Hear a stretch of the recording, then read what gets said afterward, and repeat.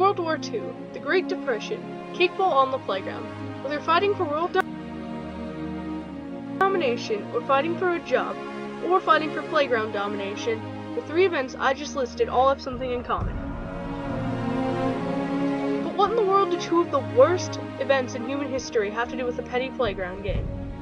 Well, imagine what it was like. Go back to your childhood and imagine what it was like to play a game while at recess. It was the difference between life and death. Competitiveness is and was the driving force that tricked Hitler into thinking he could take over the world, gave men and women hope in the Great Depression, and of course, made you want to win kickball. You feel competitive towards your closest friend, your biggest enemy, and even your family. But the question is, have we taken it too far? Playing board games with your family may make your blood boil with unhealthy competition. But being competitive is good, but where do we draw the line? Maybe when we lose ourselves or hurt others, because if we do, it's too late to change. Why do we act like this? One answer to the question is being shamed as a child and being told that you're not good enough. It leads to making you think that you need to be perfect, even if it means hurting someone or yourself. But as long as you win, it's okay. And one accomplishment typically isn't enough, because you begin to feel lost, because you just don't understand why you can't win. I believe that no one should have to think like this way, but I don't realize that I think this way.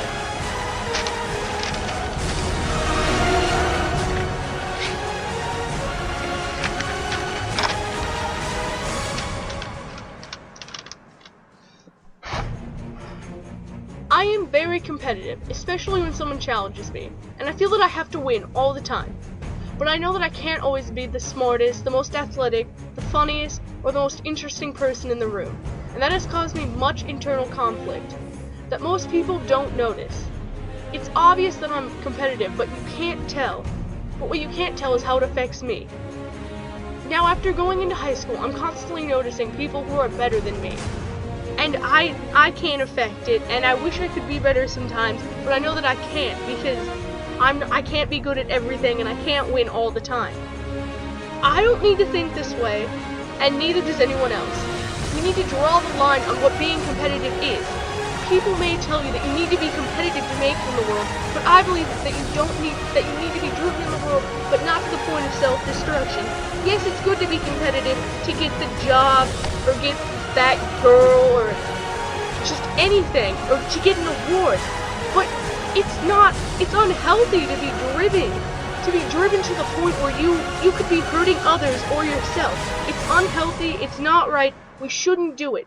I believe that we shouldn't have to act like this, but most people think that we should because it's healthy, but we can hurt others and we can hurt ourselves, and it's just not good.